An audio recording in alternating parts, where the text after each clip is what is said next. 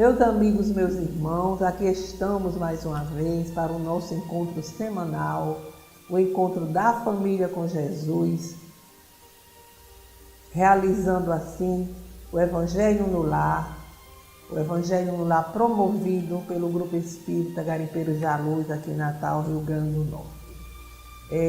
Tudo muito singelo, mas muito significado, pela seriedade com que realizamos esse Evangelho, de levar os ensinamentos do Cristo, os ensinamentos da doutrina espírita aos corações de todos vocês, para que venhamos a ter as nossas forças, as nossas energias renovadas diante dos desafios da vida, convictos de que somos espíritos imortais e a vida continua após o nosso desencarne, tendo todo o respaldo para essas orientações a partir dos ensinamentos do Cristo. Não esqueçamos a água a ser fluidificada, o recipientezinho com água a ser fluidificada durante a nossa reunião de estudo, fluidificada pelos guias espirituais. E ao término, devemos ingeri-la com respeito, com fé, com carinho, na certeza de que essa água irá ter os efeitos necessários em nosso ser, efeitos emocionais, mentais, espirituais, físicos, enfim, de acordo com as nossas necessidades. E a gente sempre está pedindo para que estejamos empenhados em se inscrever em nosso canal, pedir para que outras pessoas se inscrevam da nossa família, amigos, se inscrever, participar, comentar e compartilhar o Evangelho, porque aí estaremos trabalhando na divulgação dos ensinamentos de Jesus. Vamos fazer a nossa leitura preparatória do livro Pão Nosso, ditado pelo Espírito Emmanuel através da psicografia de Chico Xavier. Temos hoje a mensagem 176, na revelação da vida. Os apóstolos davam com grande poder testemunho da ressurreição do Senhor Jesus, e em todos eles havia abundante graça. Nos Atos dos Apóstolos, capítulo 4, versículo 33.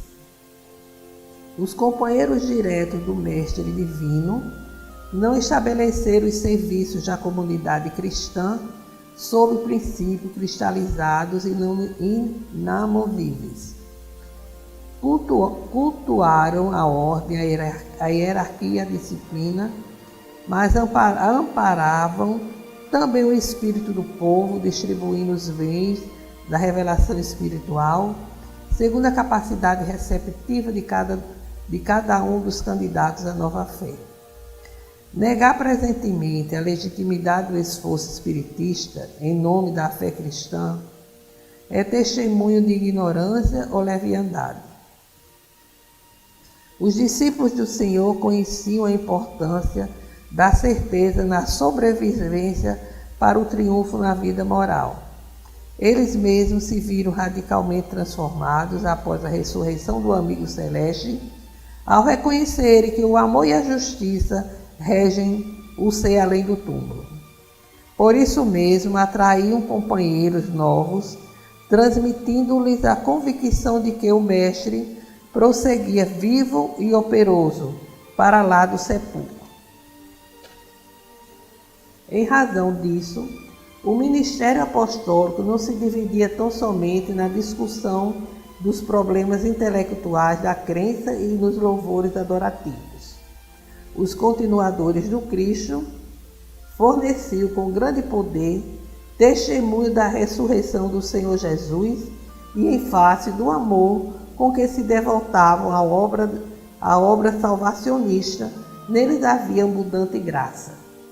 O Espiritismo evangélico vem movimentar o serviço divino que envolve em si não somente a crença consoladora, mas também o conhecimento indiscutível da imortalidade.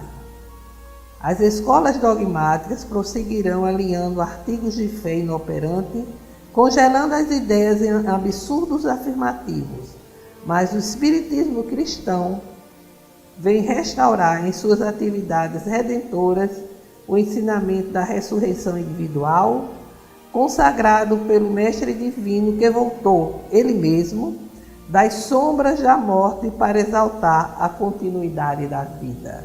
Ou seja, a revelação da continuidade da vida é uma revelação que nos trouxe Jesus, através do que se convencionou chamar de ressurreição. Mas nós sabemos que Jesus não ressurgiu com o corpo físico, né? Ele ressurgiu na condensação do seu corpo perispiritual. Daí poder ter sido tocado. E esse nosso testemunho é um testemunho muito importante, que se faz a partir da vivência de todos esses ensinamentos que Jesus nos deixou. Hoje nós temos a orientação do Espírito Emmanuel através da psicografia de Chico Xavier, no livro da Esperança, onde ele nos fala: nós e o mundo,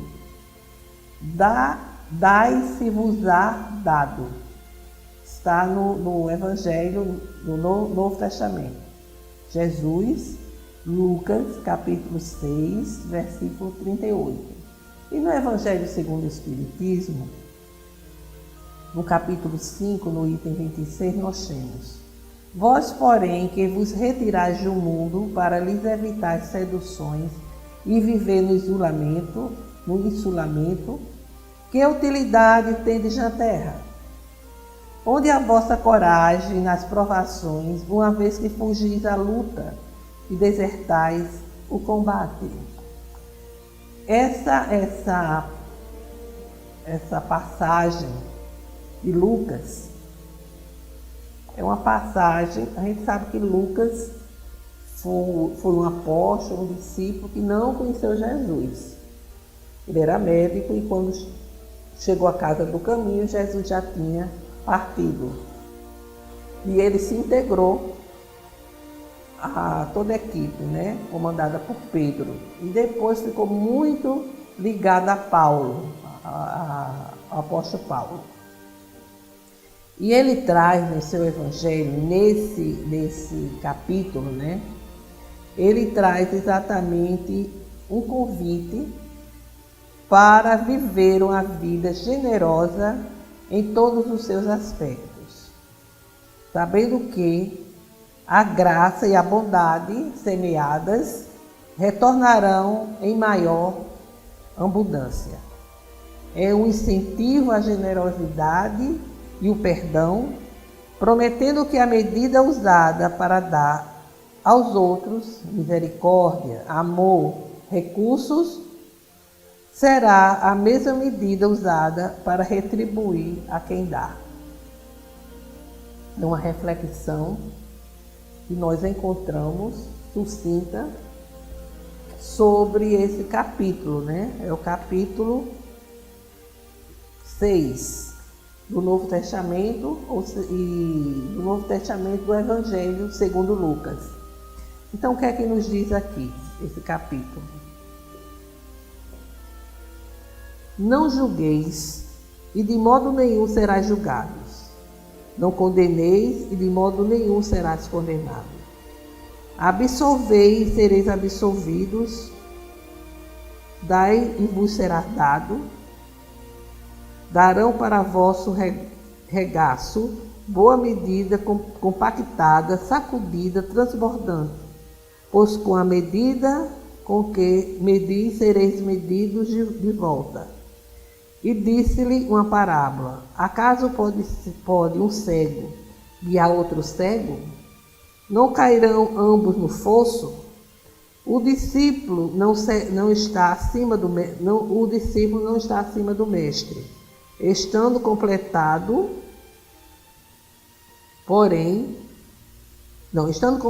o preparo, porém, todo discípulo será como o seu mestre.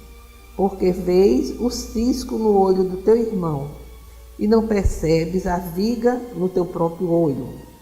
Como podes dizer ao teu irmão: irmão, deixa que eu retire o cisco em teu olho, não vendo tu mesmo a viga no teu olho? Hipócrita, retira primeiramente a viga do teu olho, e então verás em profundidade para retirar o cisco do olho do teu irmão. A gente percebe que cada apóstolo, ele vai dissertar, ele vai falar dos ensinamentos de Jesus de uma forma que lhe é muito própria. Lucas, fez as suas anotações, escreveu a partir do que ele ouvia das pessoas, ouvia dos outros discípulos, ouvia de Maria, Maria conviveu com os discípulos até a sua morte, Então, ele foi exatamente fazendo a sua leitura com relação às palavras de Jesus a partir daquilo que ele ouvia. Então, ele aqui, ele nos chama exatamente para esse exercício de bondade, de generosidade com relação ao nosso próximo, Porque ele reuniu aqui várias palavras de Jesus, como por exemplo, não julgar, não ver o cisco no olho do nosso irmão, enquanto existe a trava em nossos olhos, não julgarmos, eu já disse, E ele vai exatamente relatando esses ensinamentos. Não julgar, não condenar, absolver para que sejamos absolvidos, dai e vos será dado, ou seja, é o que nós encontramos no Evangelho segundo o Espiritismo, que Kardec também reúne vários ensinamentos, onde ele nos fala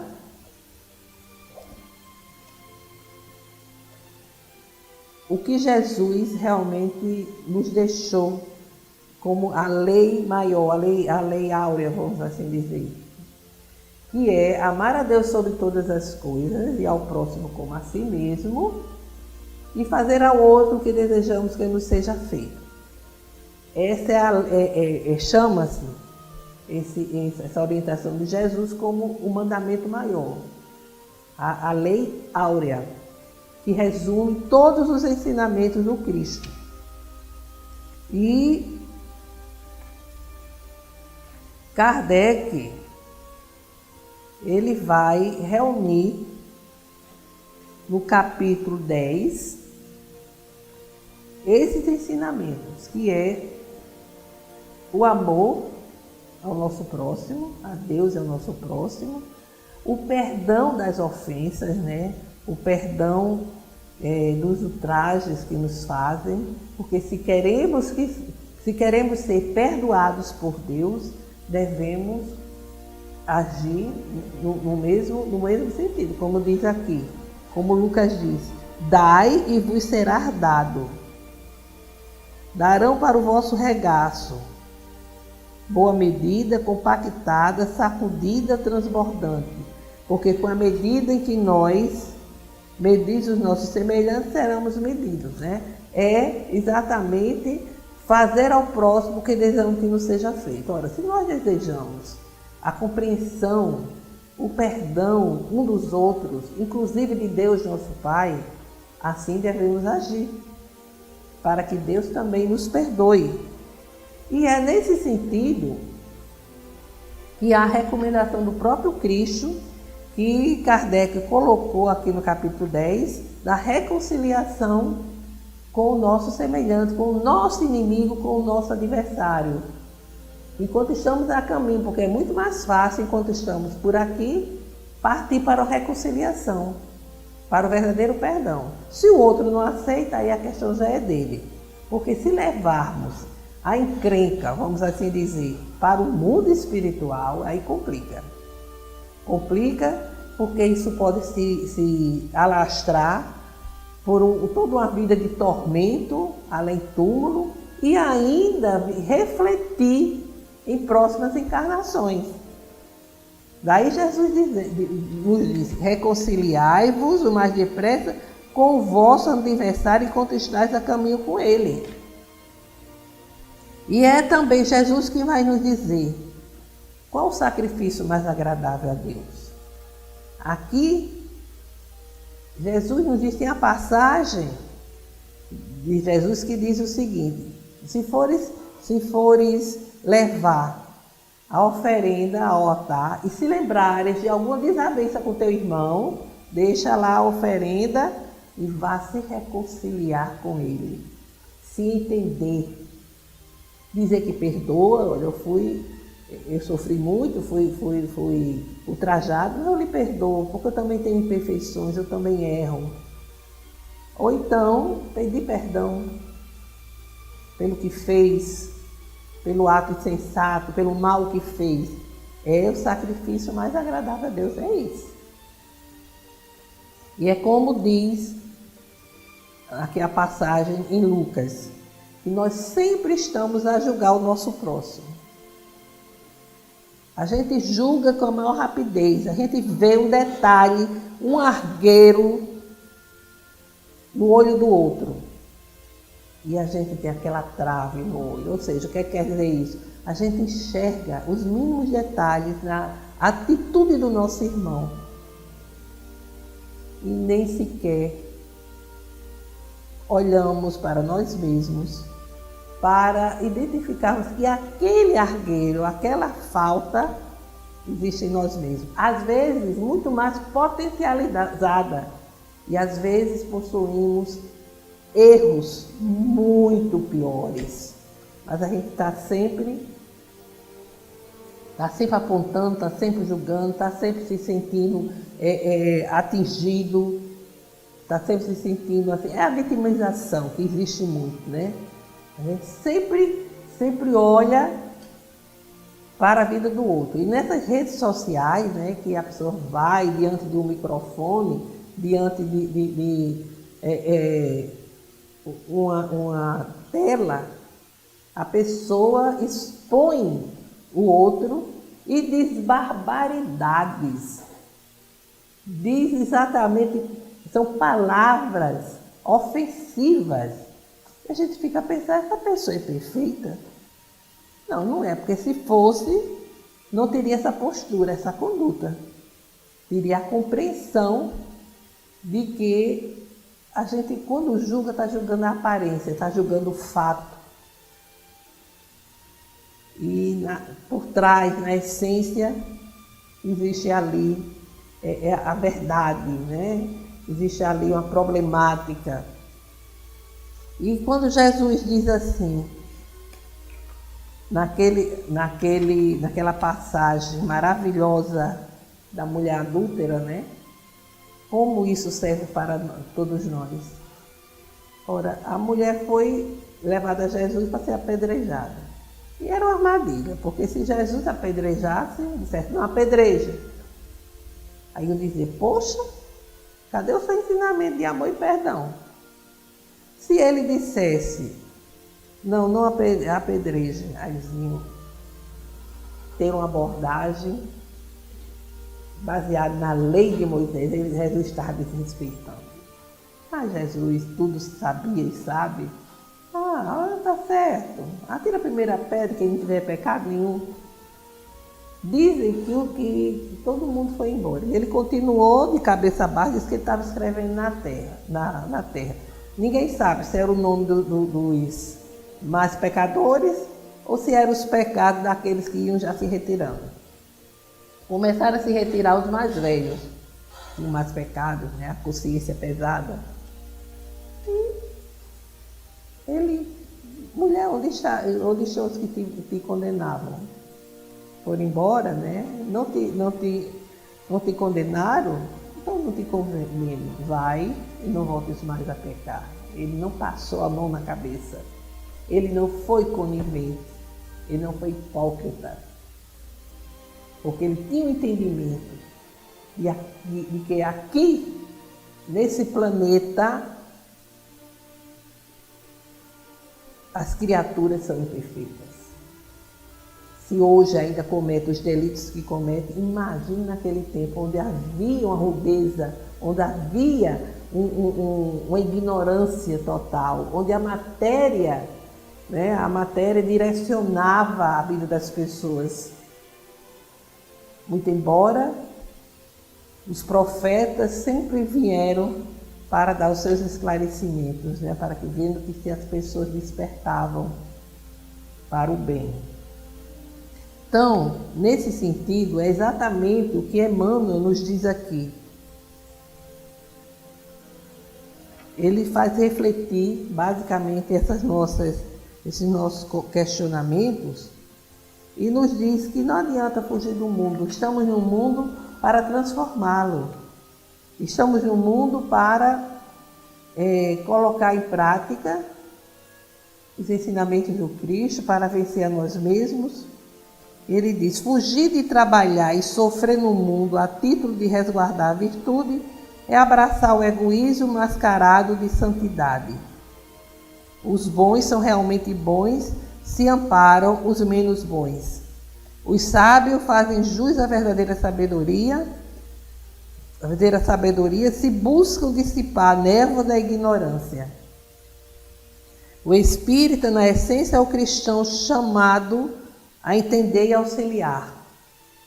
Doemos, pois, no mundo ainda que seja o mínimo do máximo que recebemos dele, compreendendo e servindo aos outros, sem atribuir ao mundo os erros e desajustes que estão em nós. Então, significa: dai, e de acordo com aquilo que estás dando, virá o retorno. Vos será dado de retorno. Então, meus amigos, fica nossas reflexões. Os ensinamentos de Jesus são maravilhosos, amenizam a nossa aflição, amenizam a nossa dor, o nosso sofrimento. Então vamos fazer as nossas vibrações. Vamos emitir pensamentos de fé, de esperança, de amor, de saúde. A certeza de que esses pensamentos e sentimentos nos envolverão e poderão atingir os nossos irmãos necessitados.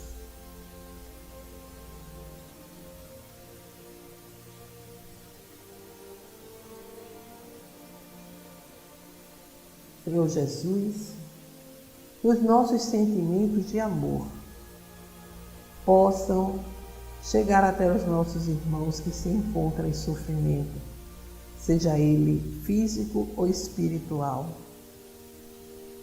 Que eles sejam fortalecidos e que sejam envolvidos pelo vosso infinito amor. Senhor nosso Deus,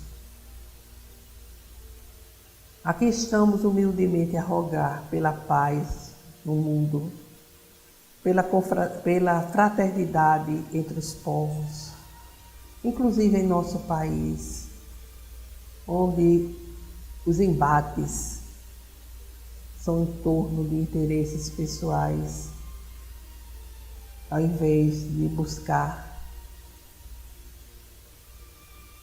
o amparo aos nossos irmãos necessitados. Pelo fortalecimento da doutrina espírita, para que ela permaneça assim, em sintonia com a codificação e com o Evangelho do Cristo. Pelo perdão e concórdia daqueles que não sintonizam conosco. Por todos os enfermos que se encontram nos hospitais, nas clínicas, nos asilos, pelas ruas, em seus lares, para que encontre o lenitivo de suas dores e, se possível, a cura. Por todas as famílias, para que o Evangelho do Cristo chegue aos lares, levando harmonia aos corações. Façamos a nossa pequena pausa para que cada um possa apresentar as suas rogativas específicas.